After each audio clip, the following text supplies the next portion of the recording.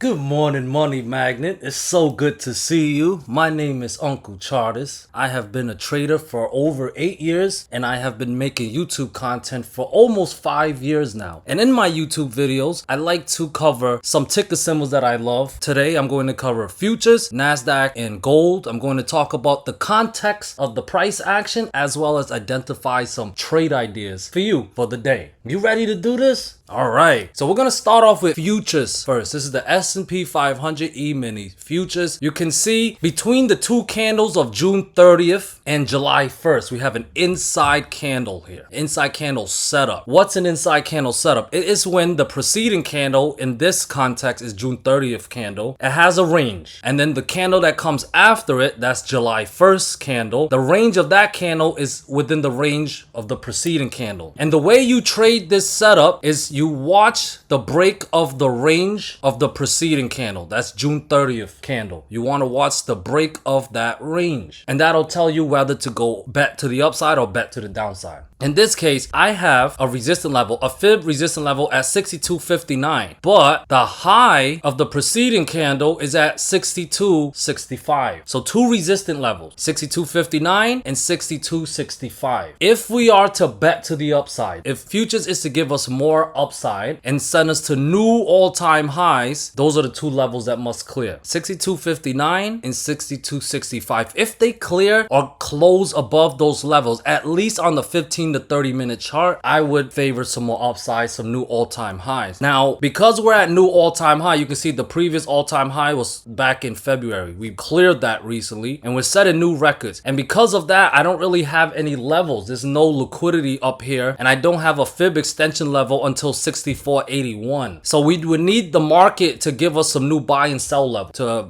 give us some activity up here, and then I can find some more levels. But as of right now, I have 62.59 and 62.65. The best thing I can say is those levels clear. We're going to new all-time highs. You can take profit every 10 to 20 points to make, if you're comfortable, and then leave runners in case we head up even higher. Now that's the bull case scenario. That's the trade idea for the bull case. If we are to get a bear case scenario, two levels I need to see fail. I have a 62.27 level. There is a minor support level at 62.45. That's a minor level, 62.45. And if that minor level fails, we can possibly test 62.27. Now the second critical level is at 62.23. That's the low of the preceding candle, aka the mother candle. So for me to be bearish, 62.27 and 62.23 both must fail. If those two levels fail, we are in pullback mode and we're likely dropping back below 6200. 6200 is one of my support levels, but it's a good chance we'll drop back below that, back down to the 6184, maybe 6166 zone, and it's definitely a good chance we drop even lower than that. But it won't happen unless 62.45 fail as support, 62.27 fail as support, and the preceding candle's low at 62.23 fail as support. And when support fails, that's when we want to look to short. Moving on to the NASDAQ. Now, while futures is looking a bit choppy, like it's unsure where it wants to go, NASDAQ is looking a bit bearish here. The reason is you can see on June 30th candle and June 27th candle, we broke out some resistance levels. You can see that we closed above some Fibonacci levels. And then July 1st candle, we broke it all back down. That is technically a false breakout setup. What the bears need to do now is keep the false breakout setup intact. If they keep it intact, it's fair to say, or safe to say, it's good to remain bearish. For the bears to keep it intact, they would need to keep price below 22,737. The reason is we lost 22,877 and turn it into resistance. We lost 22,737, and you can see by today's candle, we're getting selling pressure from that area. So if they can keep price below 22,737, the false breakout setup stays intact. And as long as it stays intact, 22,627, 22,549, 22,472, and 22,376 would all be in play. And yes, there is a good chance we head down a lot lower than that. All possible if price can stay below 22,737. However, if we recapture 22,737, the bearishness will have to pause. For how long, I don't know, but the bearishness will have to pause, because above 22,737, the bulls have a shot at a bounce, putting 22,877 or higher back in play. So the most important level I want you guys to watch today is 22,737. Below it, you want to look to short with those lower targets in play, and above it, you want to cancel out your shorts and switch longs with the higher targets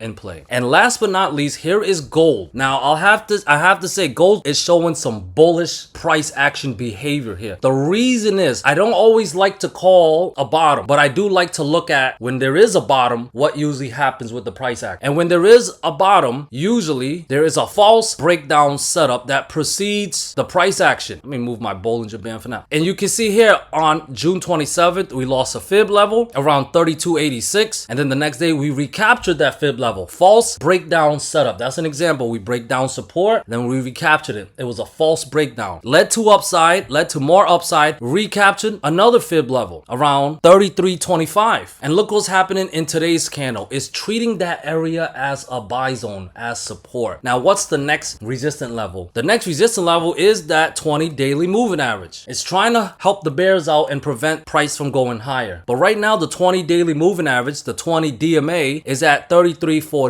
If bulls can clear 33.49, then we definitely can get more upside with my next target at 33.74. If they can bust through that 20 daily moving average, my next target at 33.74 or higher would definitely be in play. Now, if this 20 daily moving average is truly going to defend and stop the bulls from going higher, I will trust the rejection only if it's strong enough to break back down the support. If this is a true rejection, it should be strong enough to break back down support. I have support at 33.25. I will only trust rejection from the 20 daily moving average if 33.25 fails, and that is when I would look to go short. Long above the 20 daily moving average, short below 33.25. And that is my plan for today. So thank you so much for coming to see me this morning. It really means a lot to me that you're here and you're spending time with me. It means a lot, and I do hope you learned something or got some value from this. And let's kick the market makers behind today, shall we? Peace.